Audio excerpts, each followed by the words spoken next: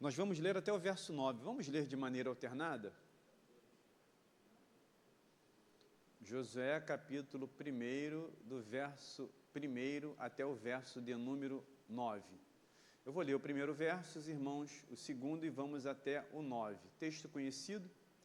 Depois que Moisés, servo do Senhor, morreu, o Senhor falou a Josué, filho de Num, auxiliar de Moisés, dizendo: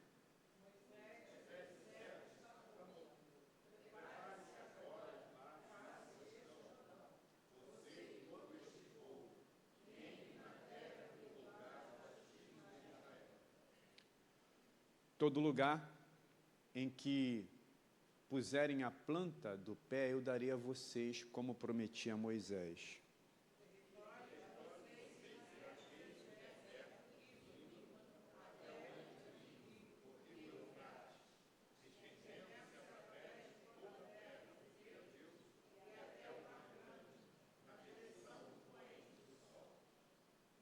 Ninguém poderá resistir a você todos os dias da sua vida.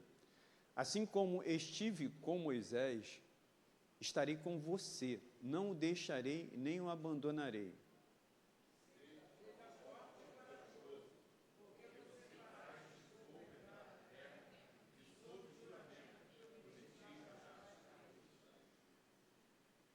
Então somente seja forte e muito corajoso para que você tenha o cuidado de fazer, segundo toda a lei que o meu servo Moisés lhe ordenou. Não se desvie dela, nem para a direita, nem para a esquerda, para que seja bem-sucedido para onde quer que você andar.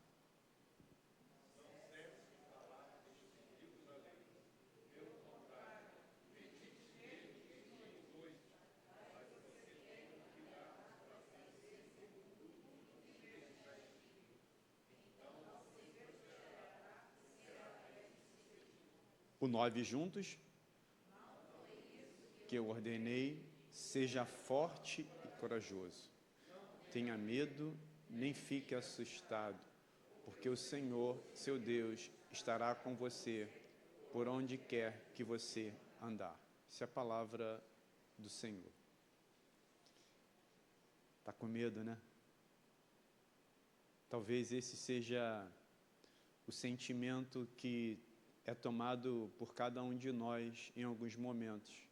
Estamos iniciando o ano de 2025 e, pelo fato de nós sermos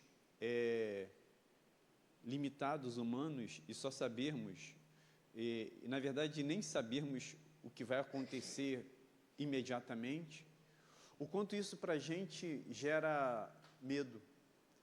A gente não sabe nada da nossa vida quanto à questão futura. Até o futuro imediato, que se torna presente prontamente, nós não sabemos, né? Eu não sei se concluo essa mensagem daqui a pouco, apesar de ser apenas menos de 30 minutos. A gente não sabe nada do que vai acontecer em 1 segundo, ou 1 milésimo de segundo, não sabemos nada disso, nós não temos o controle disso. Isso, em alguns momentos, nos apavora. E aqui, olhando para a nossa vida, para alguns momentos que nos trazem expectativas do futuro, do que estamos planejando para o ano de 2025, eu quero pensar nessa manhã mais numa perspectiva religiosa, bíblica, eclesiástica, cristã, do que da sua vida particularmente. E eu queria pensar hoje mais especificamente, claro que eu não desprezo algumas coisas que você está colocando nas suas necessidades particulares, mas a gente precisa pensar mais com relação ao reino de Deus, porque nós somos cristãos. E o cristianismo, a religião, a fé cristã não é uma opção religiosa. Não, eu escolhi ser isso. Não, a vida cristã, pode baixar um pouquinho? Eu estou sentindo isso me incomoda um pouco. Quem tem toque, então, tudo, a cadeira, microfone. Obrigado, Marcinho. Quando você casar, a minha filha é tua, só lá na frente. Mas tudo bem. Então, a gente precisa, irmãos, entender que o que nós estamos aqui é a nossa vida. O Evangelho é a nossa vida, e não é uma opção de vida. Ele é toda a nossa essência. Nós precisamos entender que nós respiramos o Evangelho. Então, nada pode estar divorciado da vida cristã, do Evangelho, e aí trazendo para a igreja. Então, vamos pensar numa perspectiva eclesiástica, sim. Porque nós começamos, o Márcio me desejou feliz ano novo, que é o primeiro domingo do ano, né? E aí, nós estamos diante de um desafio. Eu quero pensar com você dentro dessa realidade eclesiástica, igreja presbiteriana de Mesquita, a igreja a qual nós estamos inseridos, e entendo que cada um de nós precisa então planejar para o ano de 2025, vamos fazer a agenda hoje, vamos tratar algumas coisas hoje, e nos colocarmos diante de Deus. Senhor, eu estou com medo. Eu me acho incapaz e sem condições, mas o Senhor me colocou nesse lugar. Josué, ele não escolheu estar ali liderando o povo. Deus escolheu Josué.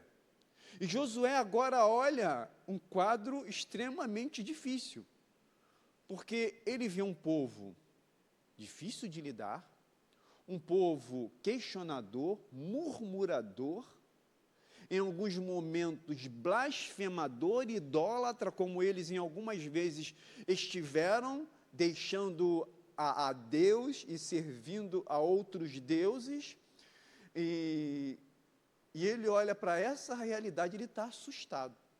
Josué está com medo. Está com medo de um povo que tem uma promessa de Deus. Mas, ok, tem essa promessa, mas nos interregnos tem um povo difícil de lidar. Um povo que irrita o homem mais manso da terra, que a Bíblia fala que era Moisés. Moisés, que era manso, bateu na pedra de Meribá. Era apenas para ele ordenar, para que saísse água da pedra, porque o povo está reclamando. Moisés, não tem comida. Aí Deus manda os alimentos do céu. Moisés, está faltando água. E aí vai lá Moisés, as águas amargas se transformam em água doce. A água vai sair da pedra de Meribá, mas Moisés está irritado, ele bate na pedra e falou, porque você bateu na pedra, tu não vai entrar na terra. E aí Moisés morre. Um grande líder, um grande servo do Senhor, que conduziu esse povo desde o Egito, agora na proximidade da entrada da terra, Moisés morre. E a responsabilidade de conduzir esse povo cai nos ombros de Josué. Uma tarefa de incerteza e de alguns obstáculos. Ele vê também um grande líder. Ele vê um grande homem, um homem bem-sucedido, e ele estava ali, parelho com Moisés, ao lado dele, e ele vê a história deste homem, o quanto ele conduziu, e agora ele vê um povo difícil, um grande líder falecido, e aí Deus coloca, olha, é você. Ele está com medo, ele está assustado. E nessa manhã a gente vai falar o seguinte, não tenha medo dos desafios. Não tenha medo dos desafios que Deus tem para você. Porque você não precisa ter medo. Apesar do medo ser positivo em alguns momentos, mas ele é negativo por outro. Não tenha medo dos desafios, porque Deus é contigo. Não tenha medo dos desafios, porque Deus é contigo.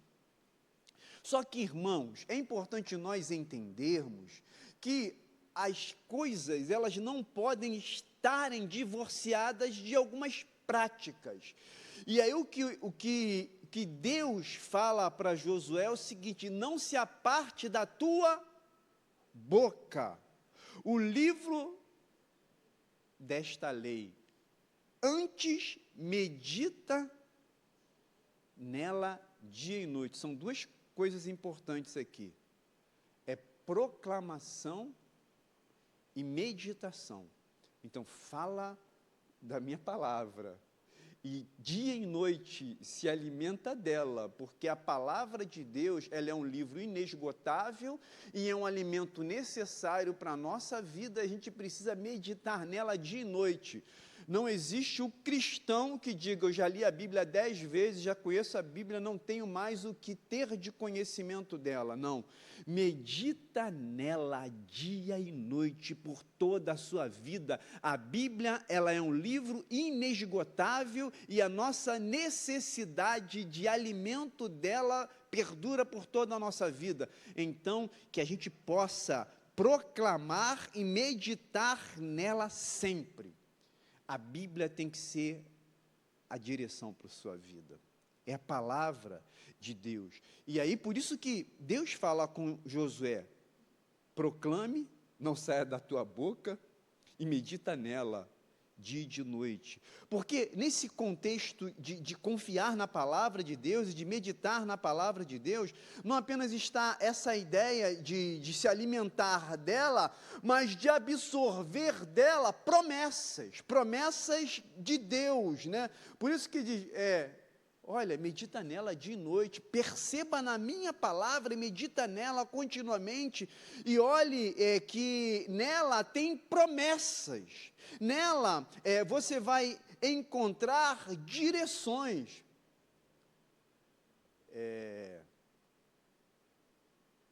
A Bíblia diz o seguinte, Jesus fala, eu sou o caminho, a verdade e a vida. Salmo 119, verso 105. Lâmpada para os meus pés é a tua palavra. Lâmpada, até tem sentido com esse versículo que a gente leu, né? Que é lâmpada, é esclarecimento, luz, meditação. E é luz para o meu caminho. Na tua vida você precisa o tempo todo da palavra. É ela que vai dar direção. É ela que vai te dar consolo, porque você vai passar pelas reveses, pela luta na vida. Josué aqui está sendo lembrado que ele precisa ter a palavra de Deus como regra para ele. Confiar na palavra, confiar em suas promessas, nas promessas de Deus. Ele olhar para a história de um Deus que abençoou plenamente a Moisés, olhar e lembrar que todas as promessas e toda a palavra, e aí vamos entender que nós não temos palavra ainda escrita, mas nós temos aquilo que eles receberam de Deus, né? Das promessas de Deus. Então Deus traz para ele o entendimento de que tudo aquilo que foi produzido na sua mente de promessas, ele guardasse no seu coração, para que ele entendesse que diante de um novo desafio, as novas circunstâncias, as situações difíceis, elas aconteceriam, seriam até diferentes, as circunstâncias e os desafios possivelmente poderiam mudar, mas Deus não muda. O seu problema, a sua luta, a sua dor, a sua dificuldade, ela pode mudar dia a dia, e ela muda, porque são mutáveis, mas Deus continua sendo o mesmo de abençoar o seu povo. Ele não falha, ele não muda. Vamos pensar, quando os desafios forem grandes, voltemos para a palavra, leia a palavra, medite na palavra. Sabe, irmãos, quem fica sem alimento fica fraco? Fica fraco. Ontem eu tomei café da tarde, quando fui à noite, falei para a Márcia, o que a gente vai jantar? Já estava, às vezes ela fala, tu tomou café, agora já está pensando na janta. Eu falei, já estou assim, a mente... Então, o tempo todo, né? Porque a necessidade humana sempre traz para a gente o que, irmã Sirlene? Sirlene, né? Isso, acertei. Traz para a gente o quê? Necessidade de alimento. A Bíblia, ela é um... Você está se alimentando da palavra? Se não se alimentar, você vai ficar fraco. Por isso, imagine, por exemplo, nós estamos diante de um desafio. Por isso que o que a gente tem de crente fraco hoje, raquítico espiritualmente, qualquer coisinha larga a fé. Qualquer coisinha desiste. Porque não tem alimento. Não tem um texto que diz o seguinte, se mostra fraco no dia a sua força é pequena. Se você se mostra fraco no dia da angústia, a sua força é pequena. Nós estamos vivendo um período de analfabetismo religioso. O povo não lê mais Bíblia. O povo não medita na lei. Por isso, quando vem as reveses, sucumbe. Creia então, meus amados irmãos, na palavra de Deus, nas promessas de Deus. Por isso nós nos apegamos tanto em questões místicas, humanas, e às vezes até em outros meios aqui, religiosos, porque a gente não quer ler Bíblia, então a gente vai ouvir a irmã profetizar, o irmão profetizar, trazer uma palavra lá, e está tudo escrito lá na Bíblia, que você só precisa absorver aquilo que ele está te dando diretamente, fonte primária. Para de buscar fonte secundária, que de repente nem é de Deus. Eu diria que a maioria das vezes é profetada, não é de Deus. Medite na palavra, porque ali é promessa verdadeira. Nós somos uma igreja que primamos pela palavra. E não andamos por revelações humanas. É palavra. Nós, para estarmos fortes diante de grandes desafios, precisamos nos atermos à palavra de Deus, porque é ela que nos fortalecerá. Então, confie na palavra. Segunda coisa, seja forte, hoje não tem escola dominical, tá? Seja forte e corajoso. Verso 9, vamos ler? Não tem escola dominical, mas tem assembleia, tá? Aí, que bom, vou embora 10. Tolinho. Vai um pouquinho mais, estou brincando, vai ficar um pouquinho mais, é bênção a gente estar aqui. Vamos ler o verso 9? Vamos ler os irmãos então.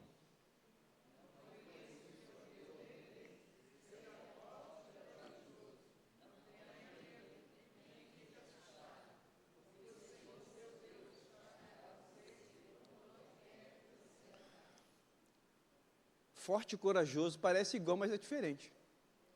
Ser forte é uma coisa, ser corajoso já é outra coisa totalmente diferente. Eu posso ser muito forte e ser medroso. Eu posso ser muito fraco, humanamente falando, e ter uma coragem grande.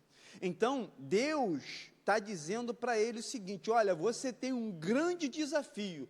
Você precisa de duas coisas, Josué.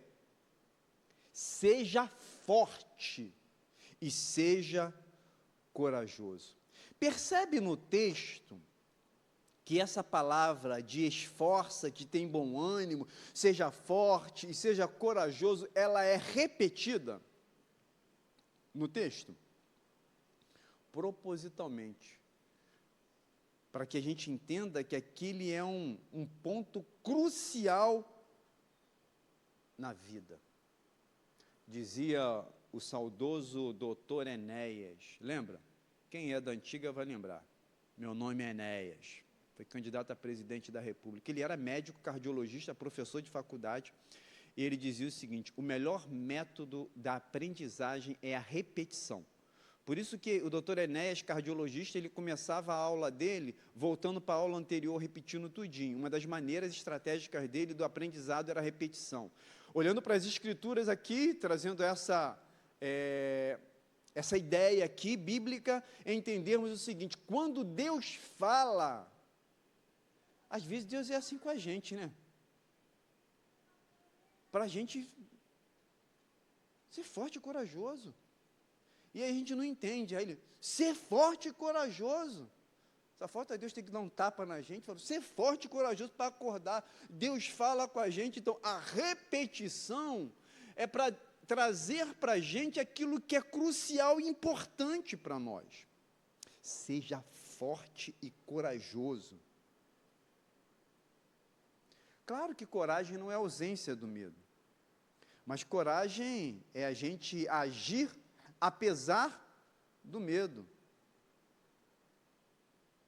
Estava ouvindo outro dia o vídeo da doutora Ana Beatriz, psiquiatra, eu acompanho alguns vídeos dela, e uso sim, né, fato. E ela disse o seguinte, está com medo? Ela fala o seguinte, com medo ou sem medo vai. Com medo ou sem medo vai. Então, coragem não é ausência de medo, eu estou com medo, mas eu vou. Né? Eu estou com medo, irmãos, e fico parado. Eu vou chegar a algum lugar? Então eu vou, meu irmão. Com medo ou sem medo eu vou, com a perna trema, mas eu vou. E ainda mais crendo de que existe alguém que está comigo. Ele é o caminho, e Ele está comigo no caminho, e Ele é o fim do objetivo. Jesus, Ele é o caminho, Ele está comigo na minha caminhada, Ele me acompanha nos meus momentos difíceis, e Ele é o motivo para o qual eu vou chegar no final da caminhada. É tudo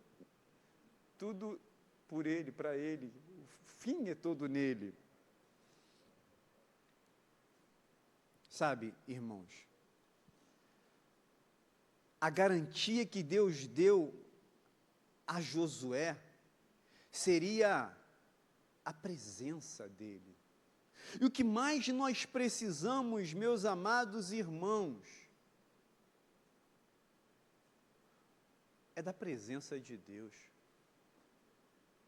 Primariamente, você não precisa da solução dos seus problemas, o que você precisa é da presença de Deus em meio aos seus problemas. O que nós necessitamos diante dos desafios, porque eu entendo até que os desafios, as reveses que nós vamos encontrar, as lutas que nós vamos passar, elas vão nos moldar, elas vão nos fazer crescer, é a pedagogia de Deus, é a didática que Deus usa para nos refinar, para nos tornarmos melhores. Precisamos, então, da presença de Deus. Porque é a presença de Deus que nos consola. Salmo 23,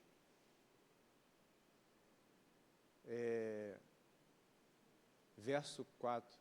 Ainda que eu ande pelo vale da sombra da morte, não temerei mal algum, porque tu estás comigo. O teu bordão e o teu cajado me consolam. Sabe, a presença de Deus nos consola. Davi escreve o Salmo 23, e está dizendo que vai passar pelo vale, e vai passar por dificuldades, mas o que vai consolar ele é a presença de Deus. A presença de Deus, ela traz para nós consolo. Com a presença de Deus, o medo perde toda a sua força, todo o seu espaço. A presença de Deus, ela nos conduz.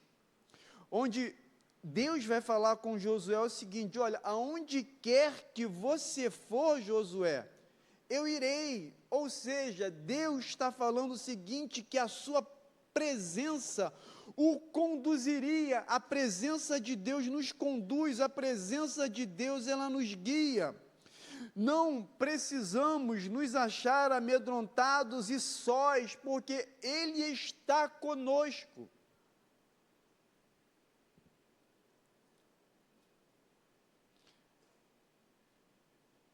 Nessa vida você só precisa de uma companhia, a de Deus.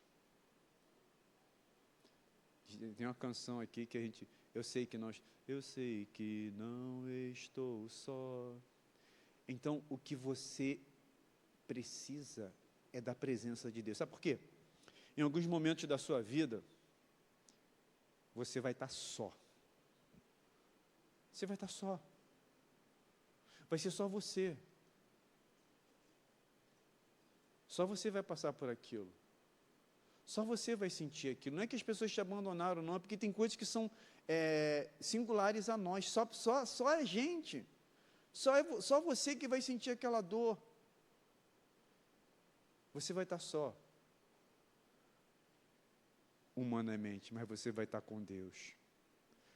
Quando você está triste, Ele se entristece com você, por você. Quando você chora, Ele chora por você. Eu não sei se é Karl Barth que diz, mas ele diz que um Deus que não tenha sentimento humano não é um Deus que possa amar. Ele sente. Ele sente por você. Sabe, quando você está chorando lá, Ele se entristece com a tua dor, com o teu sofrimento. Talvez ninguém possa medir esse sofrimento, mas Ele pode. Então, eu quero dizer para você que é a presença de Deus que te conduz, que te guia, que te fortalece.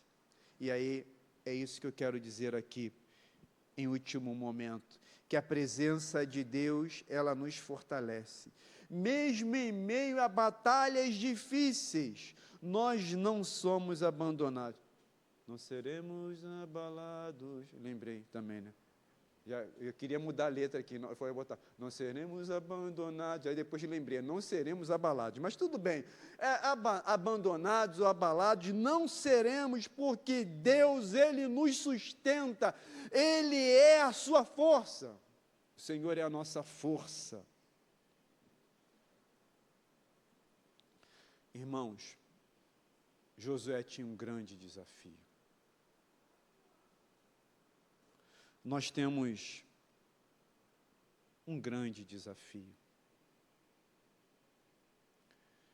E eu queria que você, hoje, olhasse e pensasse, não na perspectiva sua secular, porque às vezes a gente usa o nosso púlpito para falar de questões muito seculares, muitos da vida, muitos de autoestima, muitos de coaches religiosos.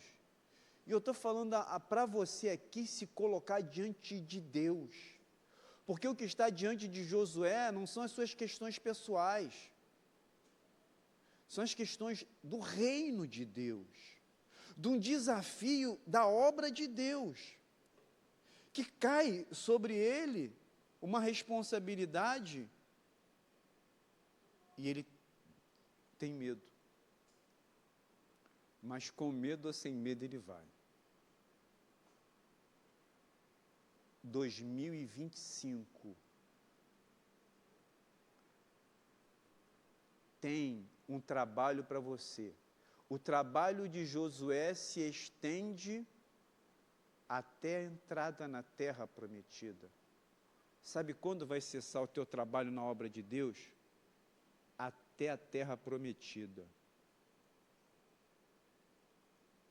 E aí eu queria desafiar você, nesse ano de 2025, tem muito trabalho, 315, há trabalho certo para ti, cristão, que demanda toda a tua devoção. Aí dizem, com Jesus é trabalhar prontamente, fielmente. É tantos anos de presbiterianismo, irmão, que eu sei até o número de cabeça, né? aqui só tem lugar para trabalho. 312? Acertei, eu falei 312, Lami. Eu falei 315? Quase, eu sei quase tudo, né?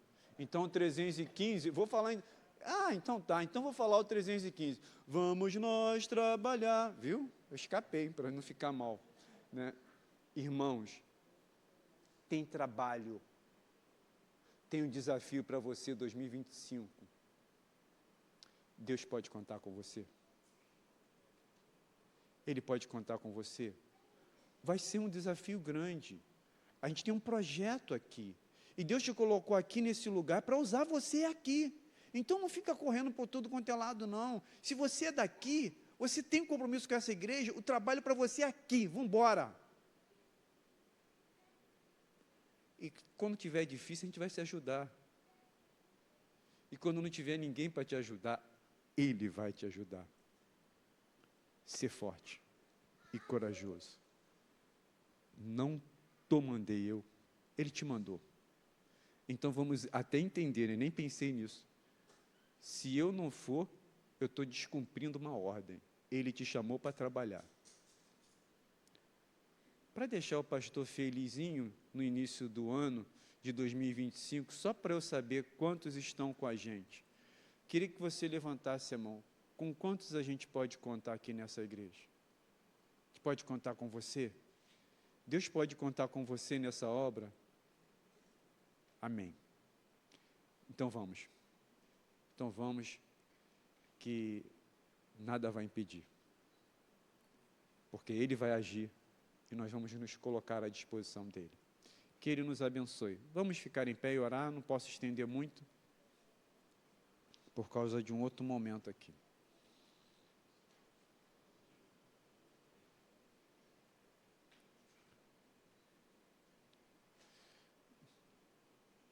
Senhor, nós estamos diante de nós, como igreja, como Teu povo, um grande desafio. Há muito trabalho aqui, há muitas necessidades, mas também vai ter muitos problemas. Teremos as reveses, as intempéries, mas o Senhor está conosco. Então, Senhor, nos encoraje, nos fortaleça. Nos dê cada vez mais a compreensão, a meditação e a proclamação da Tua palavra, para que possamos permanecermos firmes com o Senhor. Abençoa essa igreja, Senhor, a qual o Senhor colocou a cada um de nós aqui. Essa palavra é para a gente, para esse lugar aqui, porque é aqui que o Senhor colocou a gente. Nós estamos aqui na Tua disposição, com as nossas mãos sendo apresentadas ao Senhor como rendição e como entrega e como desejo de sermos usados pelo Senhor como o Senhor quiser. Abençoa-nos em nome de Jesus. Amém. Podem sentar-se. Nós vamos, já daqui a pouco, o pastor Guilherme vai falar aqui, ele já tem uma proposta para o dia 19, né? Oi? Comigo? Sim, podemos. Tu quer orar?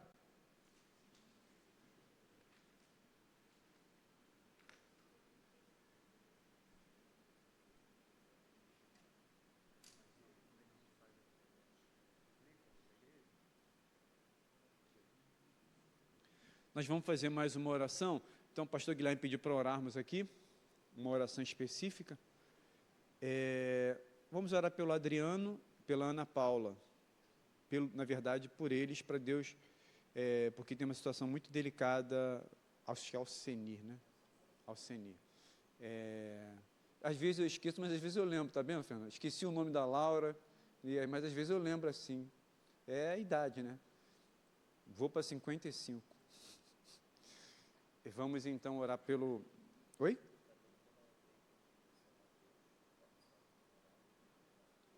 Igreja de São Mateus, orar pelo pastor Osiel, né, cara? O pastor Osiel é uma pessoa muito especial, né? E eu gosto muito dele, ele até pediu para eu orar por ele também. Orar então pela Igreja de São Mateus, faleceu uma menina de lá, o Elinho está falando. pela nossa irmã Nancy também. Vamos então orar. A gente vai fazer essa oração. Depois desse momento, a gente vai ter a Assembleia Geral Ordinária. Acontece uma vez por ano na igreja. Por quê? Essa é a oportunidade. Pastor, isso é tão chato. É mesmo. Eu concordo, mas é necessário. Porque aqui vai apresentar todo o movimento financeiro da igreja, do ano passado. Toda a previsão do ano futuro. Às vezes você precisa saber como é que o movimento de dinheiro da igreja vai ser exposto aqui hoje. E os relatórios das sociedades. Então, aos membros da igreja eu peço a permanência. Os que não são membros, se quiserem permanecer, pode permanecer para aprender, para ver como é que funciona a igreja presbiteriana. E aí, irmãos, terminado isso, todas as sociedades, inclusive, Levi, se já tiver programação, você e o Márcio, você já vai para a agenda hoje. Hoje temos a agenda da igreja, depois da Assembleia. Então, terminado aqui, nós vamos para uma sala ali, fazer a agenda para 2025 e vamos embora, né? Ser forte e corajoso. Senhor, colocamos diante do Senhor a vida do Alceni. A última palavra sempre vem do Senhor. E é nela que nós nos apegamos e queremos interceder pela vida deste homem. E também, ó Deus, pela igreja de São Mateus, enlutada por uma perda. E, conforme falamos, a presença do Senhor nos dá consolo. Que o Senhor dê conforto e consolo para aqueles nossos irmãos ali daquela igreja querida. E, ó Deus, conduz esse momento agora em assembleia, em nome de Jesus. Amém.